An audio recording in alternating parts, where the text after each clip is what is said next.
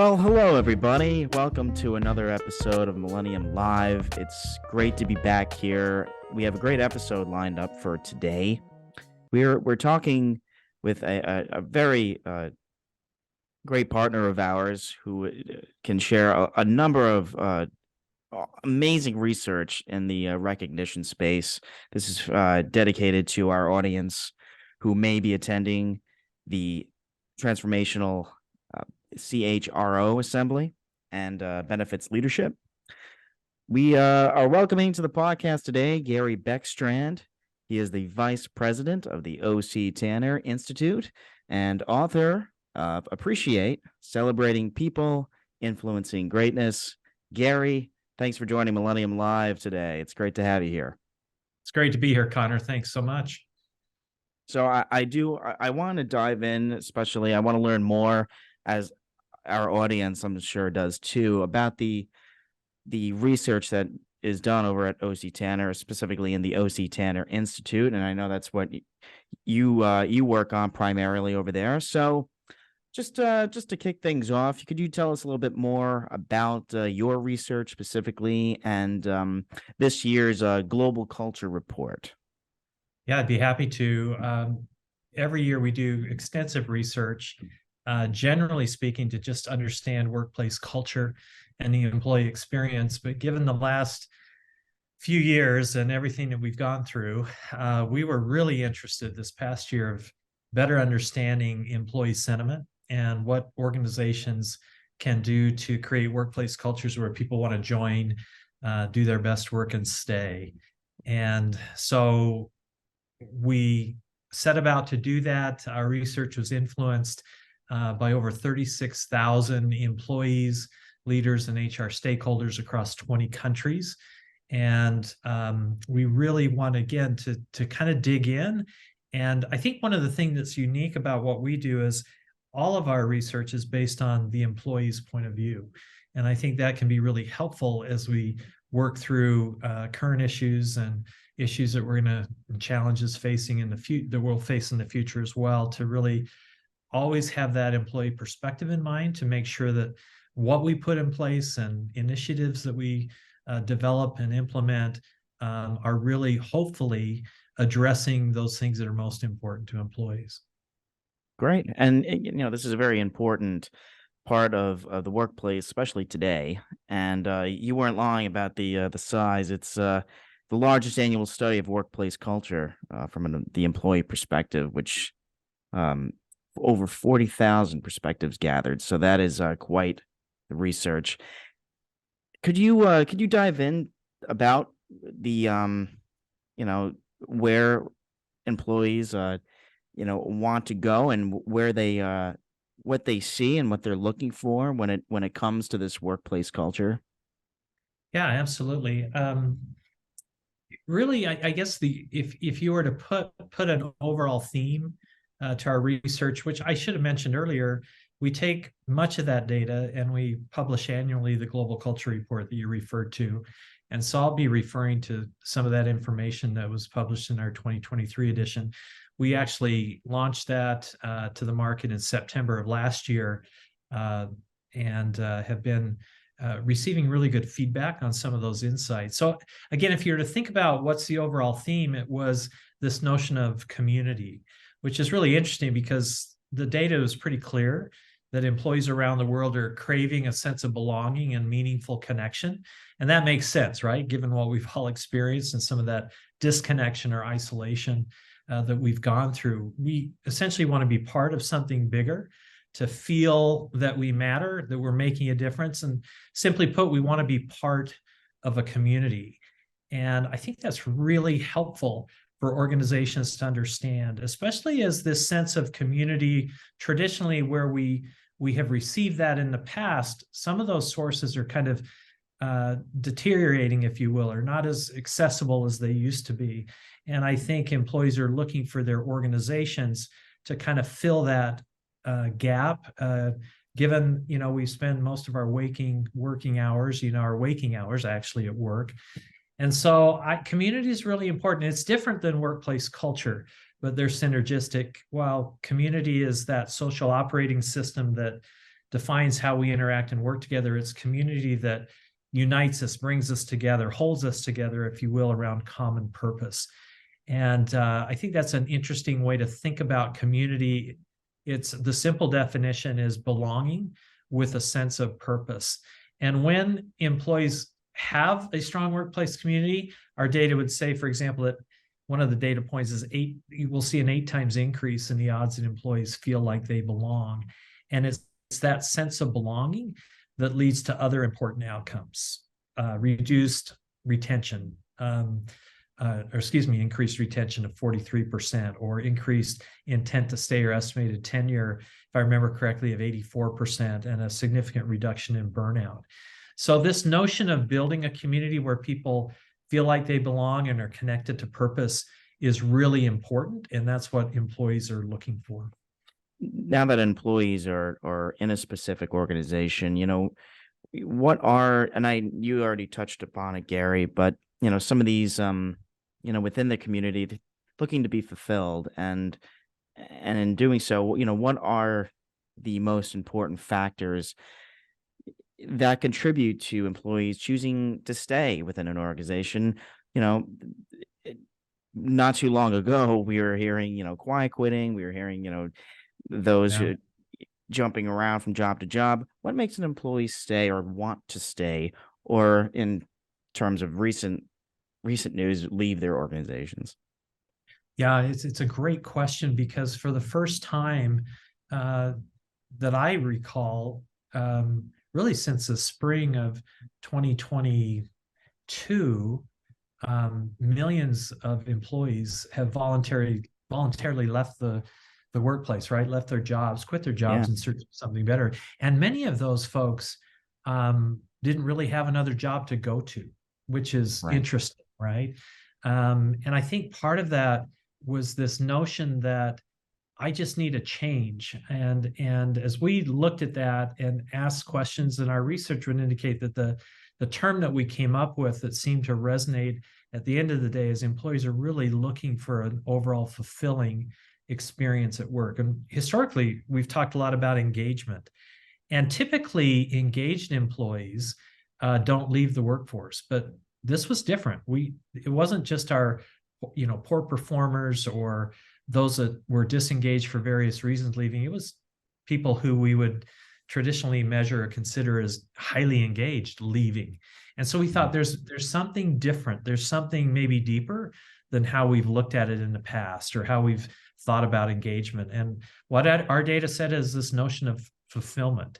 And it's interesting. I think we can relate to fulfillment, even though we might not know the official definition. I think we can all kind of, we know when we're fulfilled and not fulfilled, right? And as we dug deep, there really are 4 things that, according to employees, really make the difference or most contribute to their feelings of fulfillment. One, we already talked about, was this notion of community or connection, the sense of belonging, right? Belonging with a common purpose. The next was growth, and that's not a new concept. We've always known that opportunities for growth and development are important, but what we found was interesting this go around is as important, if not more important. Employees, more than what's that next career step or that next job opportunity or growth opportunities, they wanted to be able to demonstrate their competency and their abilities, their capabilities within their current role. And they wanted those to be acknowledged and appreciated. So community growth, and then purpose. And we've talked a little bit about that as well, as people want to know that their work is making a difference. And it's not certainly that social, that high level purpose of what the company is all about is important, but it's also purpose within their teams and purpose within the department. And it's just this notion of what difference are we making? And is that something that I can connect to and get behind? And then the 4th category was this notion of balance. And that's different as well, because historically we've talked about this from the concept of work-life balance. And employees don't make that distinction anymore. I'm a tail end baby boomer, right? So if you were to ask my kids, who are all adults now, what I do for a living, they could generally describe what I do, but they would be hard pressed to be specific, because I grew up in that, generation of intentionally separating work from life, right? Trying not to take the office home, so to speak, or however you want to think through that. But that's different now. Where work gets done, how work gets done, when it gets done is so fluid that employees are no longer making that distinction. And so this notion of balance becomes really important. This notion of autonomy and flexibility really play in to an employee's feelings and the ability to really manage that. And they want to be able to have enough flexibility to take care of other aspects of their life and do it in a way that they still can be productive, but again, within guidelines that they expect and want to have, just based on their role, based on their responsibilities, and if possible, personal preference to have just that flexibility. In fact, one of the senior executives that we interviewed as part of our research process mentioned this term of, he stated flexibility is the new currency. And I think we're seeing that, right? Even more important than pay is really the ability to kind of have more input on when, where, and how your work gets done. And that's an interesting thing for organizations. And we're all working through that as we, have moved from in-office situations to completely remote virtual connections, and then back to a hybrid. So there are a lot of things to consider, but I think flexibility for long-term workplace cultures that, again, are positive and help employees thrive, that's going to be something that leaders and everyone's going to need to deal with and be intentional about. Yeah. Great analysis there, Gary. Thank you so much for that. It resonates a lot. I mean, as an employee myself, to understand the growth and being an example, Millennium Alliance, being able to move up and have growth opportunities each year has been valuable, and being able to, even the have a podcast like this and create this and give a purpose to the work is very important. And balance. You're right. We went home. We took our work home during COVID, and now that's changed things for pretty much permanently. And I tend to favor flexibility too, being able to work from home and work in the office and have those two worlds combined. Yeah, and it's interesting because that's not the case for all of us, right? Depending on the roles, there are some that are required to be on site, but even within those who are required to be on site, can we do a better job of creating flexibility? For example, we were interviewing one of our focus group participants about this notion, and they said, "Yeah, I'm not asking for completed flexibility. I know I need to be here, but even to be able to take my child to the doctor, right? It's really hard for me to do that." And I think that may sound simplistic, but really impactful. Somehow we could create an environment where there's acknowledgement and process around allowing employees to be able to do that more, even in those situations where they may not be as flexible. My job, I have a lot of flexibility built in. And even though I have a lot of flexibility, I actually want more or value that more than I used to as well, right? So it's common across, but it's really important to consider, because I think we proved, in most cases, that old notion of you've got to be in the office to be productive, that's not necessarily the case. Although our research would indicate that it's not all or nothing. Probably the best combination is more of a hybrid. There are certain types of work and things and activities that are much better done face-to-face and collaborative and those kinds of things. And so when we think about flexibility, we have to be careful not just to automatically default to, well, we're just going to do the same thing in different places. It's more of based on if we're in the office or we're working from home, what are we doing and what's most conducive? And for example, working from home, that's great opportunity to kind of be heads down and do the work. And when you're in the office, that's when we should really try to focus on collaboration and meeting and discussions about growth and development. And so we have to be intentional about it, right? It's not as easy as just saying, oh, we're 3 days in the office and 2 days out. It's going beyond that. And those companies that are understanding that concept and creating opportunities for their employees whenever possible with their leaders to kind of essentially create their own optimal workplace schedule, again, within guidelines, that those are the organizations that are, I think, getting the most positive feedback as they work through that change and what that's going to look like moving forward. I totally agree with you, Gary. I do. And I think it's all a matter of perspective, and every scenario might be different. But well, I sort of thought about a term that we've, heard a lot over the last few years. I obviously the pandemic did impact burnout and Yeah. various different industries, specifically healthcare. What I'm curious to find out maybe what your research found when it came, to this.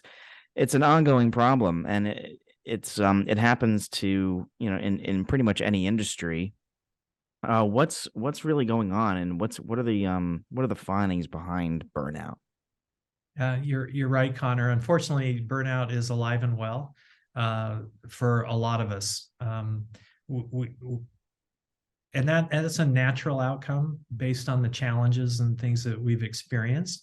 I think probably the most overused or the most often used word is unprecedented when we describe kind of the last few years.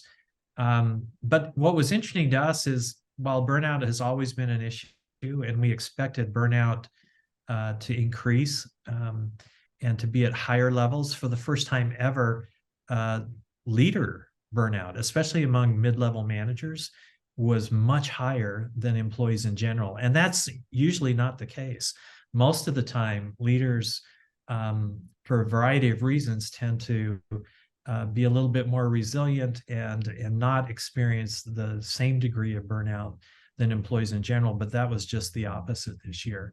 And that's concerning because, I mean, we study leaders year in and year out, and I'm continually struck with the importance of leaders and the critical nature of their role, not just to contribute to output, but more importantly, to create that environment where their team members can be productive and do their best work and feel fulfilled or have the sense of community, whatever that is. But leaders are so pivotal in that if we are losing leaders to burnout, we're losing opportunities that have significant ramifications. Not that burnout among employees is not important, but because we put a lot of emphasis there.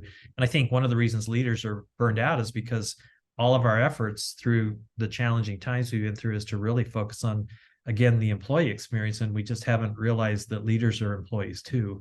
Mm-hmm. And we've asked them to do more with less. We've asked them to still be responsible for performance, but also be responsible to work in new areas of, on-site, remote, now hybrid, to be responsible for their team members' well-being and fulfillment, and without a lot of assistance or training.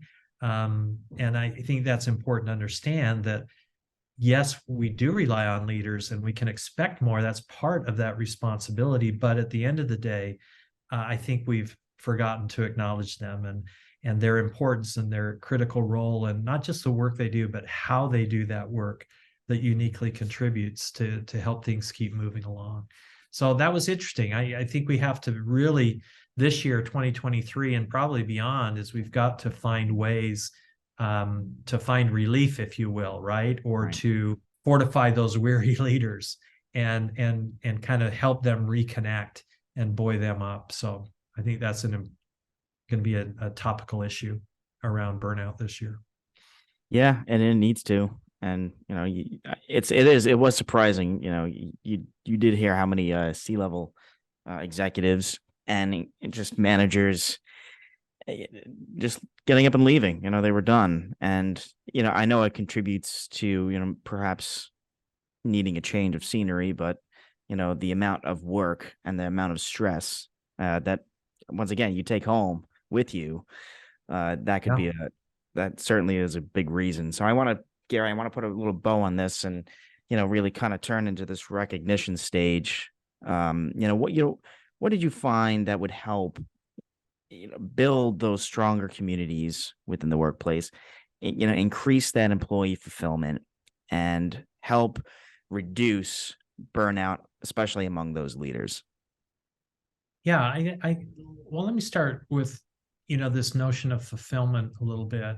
I think it's important to continually communicate a sense of community by frequently aligning people's contributions to a common purpose within their teams, departments, and the overall organization. Um, and at the same time, this notion of autonomy, we need to lean into that, right? Providing autonomy and flexibility to encourage balance. And again, I mentioned this earlier, employees understand and respect guidelines and policies. They're not asking for 100% flexibility or autonomy, but they want to have flexibility within those guidelines based on their roles and responsibilities. And then we need to, again, offer opportunities for employees to develop and demonstrate mastery and competency. But one of the things that continually pops up as an important thing to consider and an often underutilized concept or tool, if you will, is this notion of recognition. And when you step back, there's something and I'd be interested, Connor, in your experience as well, of when someone's acknowledged not just the work you do, but how you uniquely approach it and how you've made a difference and hopefully align that and connected that to purpose, right? Whether that's an overall company purpose or, critical initiatives or team goals or purpose.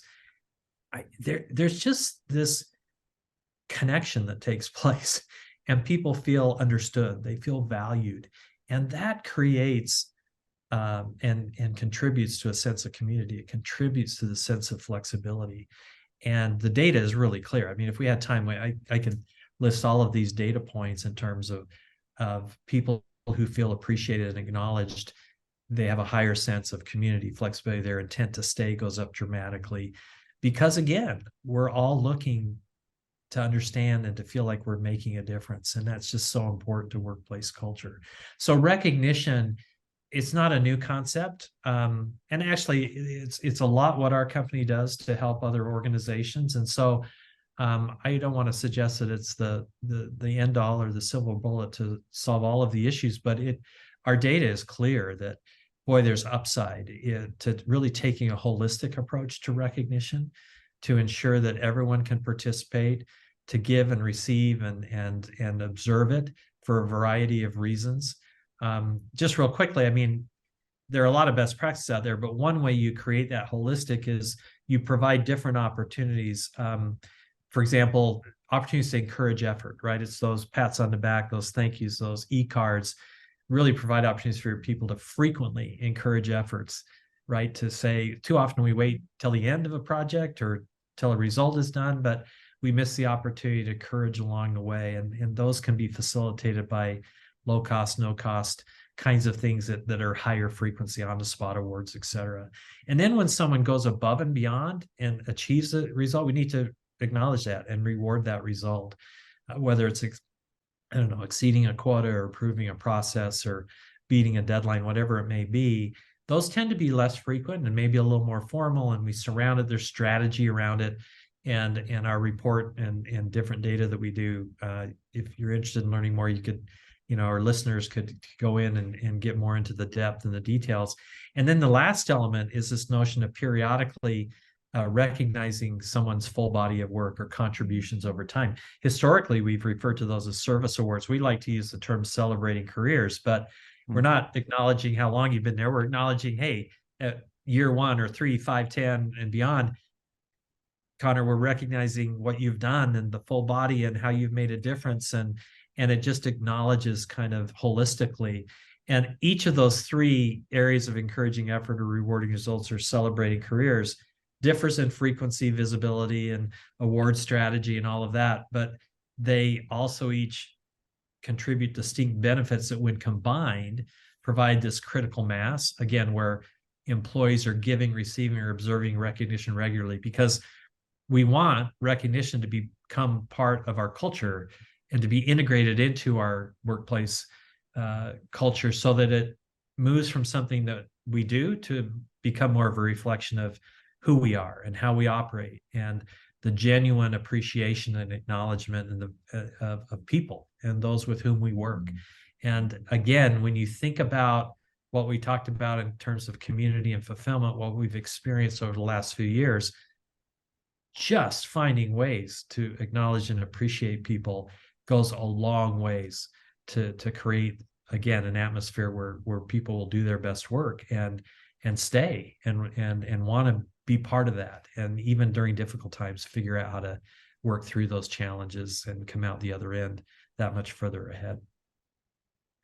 Well, that's great, and that is, I love that that's ensuring that recognition is done right, and it jumps into that purpose, and encouragement is it's great to celebrate achievements and success, and to recognize those achievements, and as an employee, that's what you want. It does that right there gives you a sense of purpose.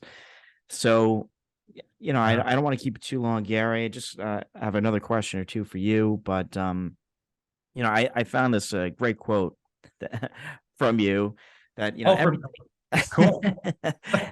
it's I'll take credit for any great quote. Yeah, that you find. Well, it's a great one. It's everything we do is designed to create powerful experiences that impact culture. And that, if that is a way to summarize perhaps benefits and HR as a whole going forward, then you've summed it up for us here. So I want, if you could, if you could summarize the key takeaways from all this research that you've done, the 2023 Global Culture Report. If you could give a nice summary especially for our C-level HR audience out there who is right in the same boat with everyone else, trying to find solutions for this, and especially in a way that O.C Tanner could help, and just interested in your thoughts. You have a great career, you have a great background too, and you've been with O.C Tanner a long time, so you've seen a lot, and you've seen a lot of change. I think that's one of the reasons I've been here as long as I have, is I've really enjoyed not just researching and trying to understand concepts and insights, but really working with organizations and learning from them in a lot of different industries, a lot of different situations of what works and what doesn't, and what are those things that will really make a difference. I appreciate your quoting me on that. I do often say that because at the end of the day, our experience has been when you have to take a human approach to managing people. And I think with all the right intentions, there are times where we get stuck with an organizational centric view of things. And we want to address issues around processes and hierarchies. And that's part of it. That's important. But sometimes I think in an effort and using that approach, often what comes out of that feels transactional to employees. And at the end of the day, what we're talking about to create that connection and sense of belonging, community, and fulfillment, it's more about experiential things, meaningful experiences that are personalized, that people can connect to in very people-centric ways, right? And if we had time, it'd be interesting to talk more about, what are those situations that really reinforce that you've experienced, that I've experienced. But it really is moving from transactional interaction to more purposeful and meaningful experiences that really connect us. So anyway, to answer your question, a couple of high level concepts to keep in mind is, again, this notion employees want to have a fulfilling employee experience. And it's that fulfillment or lack thereof that our data indicates is the primary reason people are choosing to stay or leave their organizations. And so really understanding those four components of fulfillment and saying, okay, for leaders, organizationally and individual leaders working with their teams, what am I doing to reinforce those 4 areas? How am I interacting, and how am I managing and leading and participating in a way that's going to address those issues? Because our data indicates that if you score highly in all of those 4 areas, you increase the odds of feeling fulfilled by 21 times. Wow. And so those are the right categories. Employees want to join, meaningfully contribute, and stay with companies with healthy workplace communities. Again, this notion of what are we doing to help unify and hold people together, and to create that sense of belonging with a sense of purpose. And then again, I mentioned this notion of burnout and leaders, especially mid-level managers, who are kind of stuck between really wanting to honor and execute against the organizational objectives, but at the same time, they're honoring and want to meet the needs of their team members. And when those are not quite aligned, they're kind of stuck in the middle, and they're experiencing the most burnout. So what can we do to, again, help them and to connect with them and remind them of who they are and appreciate them?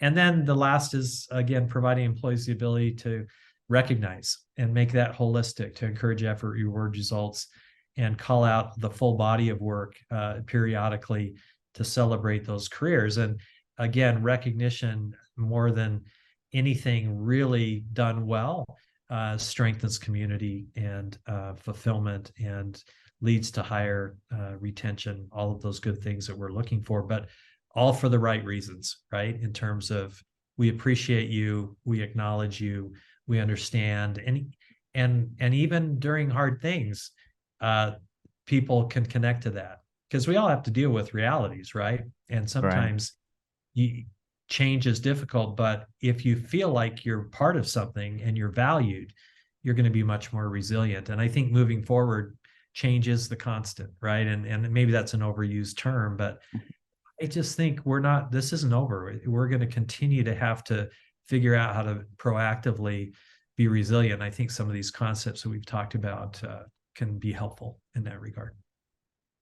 Well, Gary Beckstrand, thank you so much for being a part of Millennium Live, for sharing all the research and talking employee recognition with us today. Gary Beckstrand, Vice President of the O.C Tanner Institute and author of Appreciate, Celebrating People, Influencing Greatness. This was a great conversation, and I would love to have a part 2 to this at some point, because I'd love to dive into more with you.